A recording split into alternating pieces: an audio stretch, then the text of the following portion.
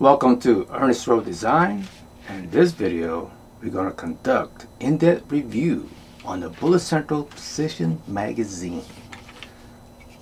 Yes, this magazine. We're going to put it to the test, take it apart, what makes it tick, what makes it precision. Alright, let's get started. Alright, a little history about this magazine, how it come about to be manufactured. Let's see, Zach from bulletCentral requested Chris Harris. Chris Harris is the owner of bulletCentral. Asked Chris, hey, we should make a left-hand magazine because there ain't one out there. And Chris is like, oh, that's a great idea. And he's all gun-ho about it because he liked to be the first in a lot of things. Funny guy. Anyway, so in collaboration with bulletCentral, he contacted me and helped with this project because, I dealt with a lot of magazines. I mean, all different manufacturers, all different type. I know pros and cons of this magazine. And we're going to try to limit all those negative issues with other magazines. I mean, there's other magazine work. It's just this magazine because it has a bearing in it. So with this bearing, you can do a lot of things to make this precision, tighter tolerance, so it will function beautifully. All right, that's how it became to be. And we'll get more in-depth detail, the internal parts of it. And let's get started and show you what is precision, what we've done to it. All right, let's go. All right, let's cover the two most important parts of this bulletCentral Precision magazine. Is the constant tension spring. You can tell it's already wound up. So the way it works, you turn the carousel counterclockwise. This is how it gets its tension. From beginning to end, it's almost the same tension. Now, like you're compressing a spring, conventional coil spring.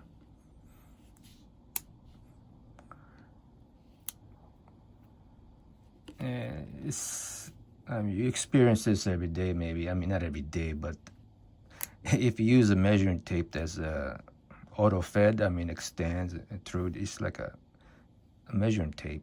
And you lock it in place and do your measurement. It feels the same when you pull it 1 inch or fully extended. Very neat spring. Also, and this bearing. What's unique about this bearing is it took a while to find the right one. It has a less minimal side-to-side movement. Bearings are not designed to do that. This is designed to load to go up and down, right? So this is the perfect bearing for it. And what's nice in having a ball bearing, like I said, is keep everything tight tolerance. One example, this body has to sit low as it can, minimize the clearance between here and side here. All right, so you'll eliminate the gap between this exit hole and the carousel. So you would eliminate that void for the, especially pellets, they'll drop in between the carousel and the body. So we got it down pretty low as you can, to minimize that void. All right, everything is in tight tolerance just because of the bearing. All right, the bearing is press fit on the carousel, and the constant spring is mounted by a cap screw and a 9-lock nut. All right, the spring will wind against the body. this section here. Now, bulletCentral, by Chris Harris, who designed this, he came up with this neat idea about having little mill slots in there where the end of the spring, leaf spring, we call it, to go inside this groove, preventing from unwinding. Yeah, it took a while to figure that out because we had the issue of this spring unwinding itself. It has no place to keep the end stationary. So this little gadget here made a whole difference. All right, so the way it works is like all right, you might hear a little spring noise. You might raise up and you hear the carousel, but I mean, it is what it is. You cannot avoid that, but you barely notice it. Very neat design, right? And also the magnets. The magnets are kind of pressed in here. There's 1, 2, 3, 4, 5, 6, 7, 8 magnets. And an actual magazine, they're installed in that way. You can see them lit up. When you flip it over, there is also 4 magnets. So, has a good snap to it. I mean, you use your fingernails to pry it open, or your thumb here. To use the magnet on the other side to keep your magazine in it, you know, so you won't lose it, you just take it off, flip it. Then these magnets here line up and holds it in place. Kind of a safe storage for so you don't misplace it. And remember to use your carousel grooves there to good leverage to turn it.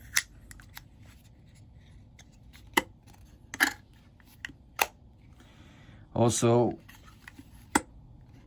to able to use their long slugs, this lid had to be mill slot deeper, right? As you notice, it's a little cloudy. You can't minimize that by a milling bit cutting on plastic. And this is not ordinary plastic. I don't know what it's called. It's called indestructible one. I forgot to pronounce the name. It's really expensive, and you can step on this. I mean, you can almost fold this in half, it won't snap. It's really cool. And the magnets on the lid, I've been testing it for a long time, and I haven't seen the magnet coming off. It's kind of pressed in there. And always, I mean, the other end is not really strong enough to separate the magnet from the lid. Yep. All right. One advantage about this bulletCentral Precision magazine, they managed to squeeze in another round. Yes, this is a 29 round magazine. Well, let's count and find out. Wind it up. When you wind this, I found it easier to wind. I put my fingers on the edge of this carousel. It has more grip. Here's kind of shallow because they milled this slot, you know, deep to get this spring in. All right, so grab the edge. It probably work better for you when you do that. All right. We'll put the first one to lock the spring in place and load them up. That's 1, 2, 3, 4, 5, 6, 7, 8, 9, 10, 11, 12, 13, 14, 15, 16, 17, 18, 19, 20, 21, 22, 23, 24, 25, 26, 27, 28, 29. Yep, 29 rounds. You might say only one. Well, sometimes that one extra ammo or slug makes a difference. Cool, right? Now we're going to test out the spring tension. They call it constant spring. We're going to test how much spring tension when there's only one slug or when it's filled with 28 slug. I got to leave that one slug out so I can get my trigger pull inside that slot. All right, that's probably next. All right, we're going to test out this constant tension spring with 28 slugs in there, and the 28th is holding the spring tension. I left out the 29th round to get my instrument in the slot. All right, we'll do a couple times to get an average. Have to, with this, the trigger pull, you have to pull it really slow, get an accurate reading. So that's what we're going to do. And when a slug releases, it's going to hit this 10, so you'll hear it. Then we'll calculate how much ounces it would take to drop that slug. Right. The angle is very important. You don't apply too much force.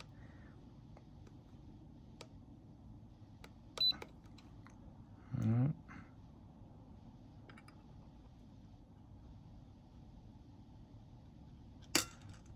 8.4. Oops. Let's try again.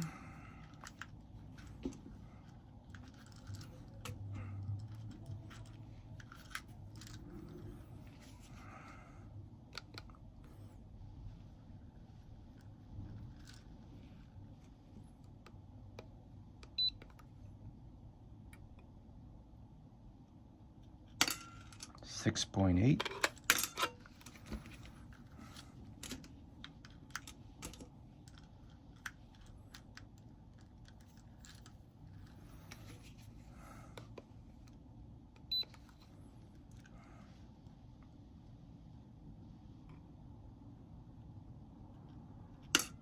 $7.4. So I think we got a general idea how much spring force. I mean, you need a lot of spring force when you're loaded with the heavy slugs on there.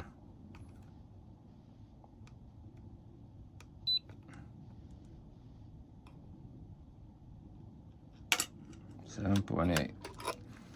So it all depends on the angle pull. It'll determine. It's not as accurate, but you just got a rough estimate how much ounces it would take. Now I'm just gonna check spring force only in one slug.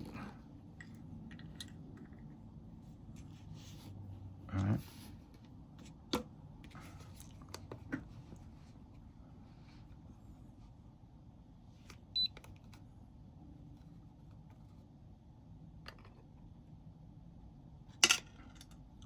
$6.8.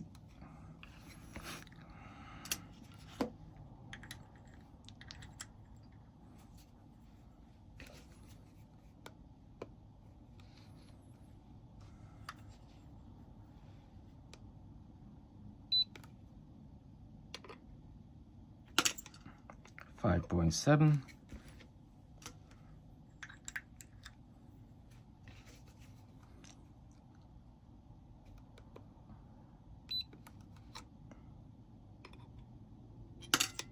$7.5.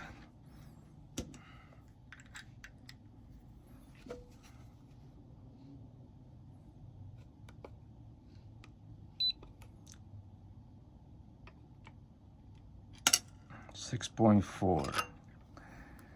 So it's not constant, but it is very, very close with only one slug or 28 slugs. So that's pretty good. All right, several key advantage of using a ball bearing is keeping the tolerance tighter. All right, we've done that with closing everything down, so it's minimize the play of the slug. You could tell, I mean, there ain't that much. I mean, if I move this, is that much clearance. You can see it. That's going to keep it not, especially the 40 slugs, it would sometimes flip. Sometimes, the olden days, I see the slug get jammed and flipped over. I say, well, how did it do that? You know, so we kept everything tight. All right, and this is a slug, 40 grain slugs. Now we're gonna test out the 18 grain. All right, his mag is loaded with the 18 grain atomic pellets, and there's enough clearance there, right? It's barely moving. I mean, you don't want it too tight, you'll jam up the carousel, but it is perfect. Another modification done on this BC magazine is to the stop here. You get the reflection of light. The stop, we lowered it down till there's only around 0.5 millimeter clearance between the stop and the carousel movement. And you can see off to the side, you can see the light reflection. One is right there. You'll see a little bit. It's hard to see, but let me zoom in. You see the light reflection inside here? So it has a smoother backing because the ammo is going to sit in there like that. So if I apply a lot of force into this magazine, trying to crimp that pellet and it'll push it in. Now, you're not going to see the 0.5 gouge. Let me zoom in more on the ammo.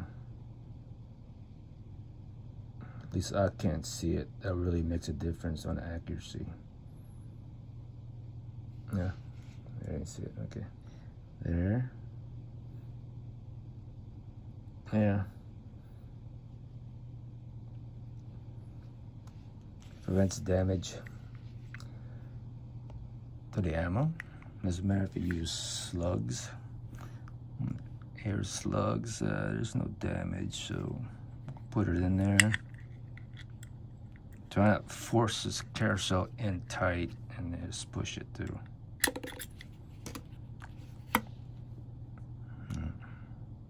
I don't see a mark on there.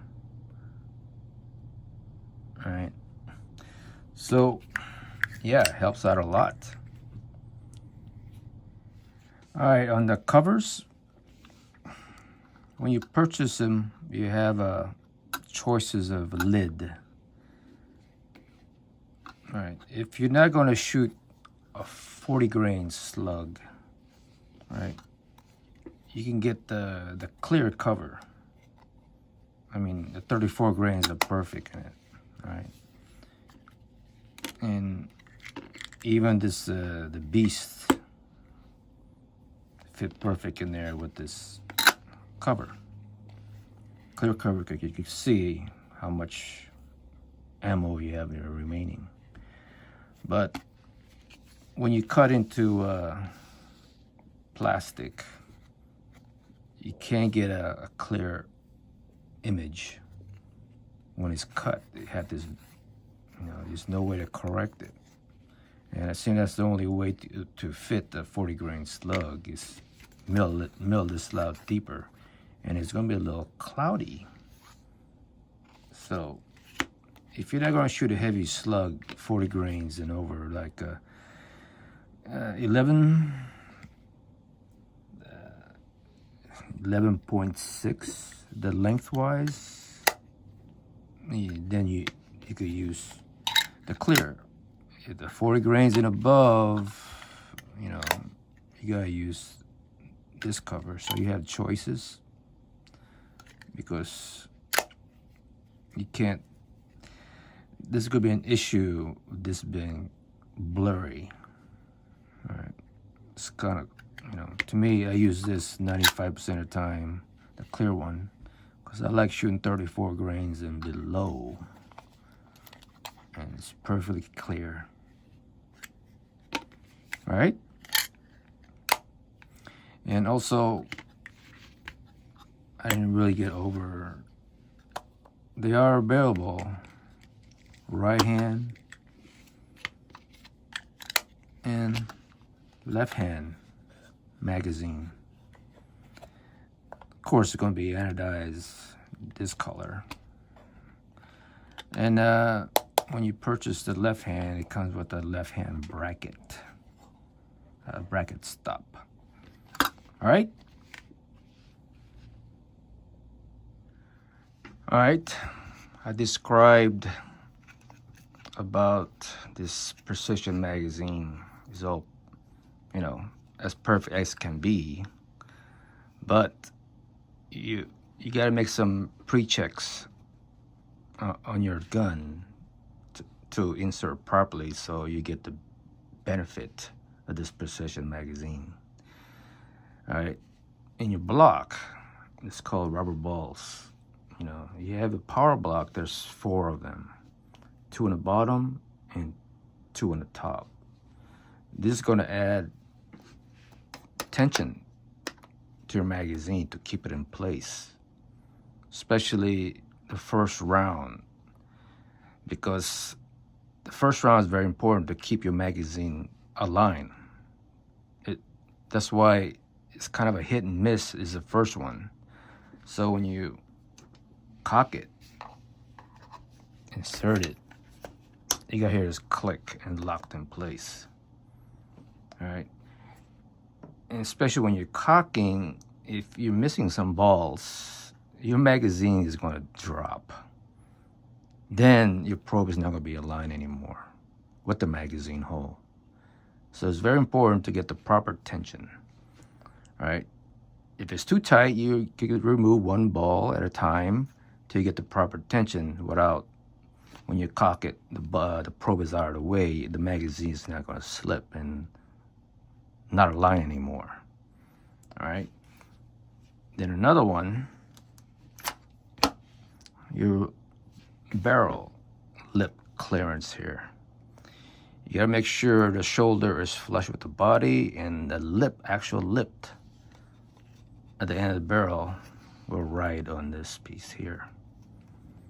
All right, and when you get, especially when you got a new magazine, it's, the way I do it is I back out the barrel slightly, then I insert the magazine, lock it in place, then I move the barrel slightly leaning on the magazine, then I cycle it on and off, on and off. Then I tighten down the barrel mounting screw. All right, and another one, if you happen to be doing your own maintenance, sometimes this could be overlooked. Sometimes is this, see this 2 screw is a little flat plate. All right, if you're not paying attention, you could reverse this. That means this piece will sit further back. Then the butt plate on both left and right will have a lip. Then you'll hit that lip, and you can't get the magazine inside there smoothly. You got to really play with it. So make sure you put that plate back on it very flush. All right, put it back where it was before. And 1, 2, 3, those 3 things I just mentioned, if those are perfectly right, you have tailored your precision magazine into your gun.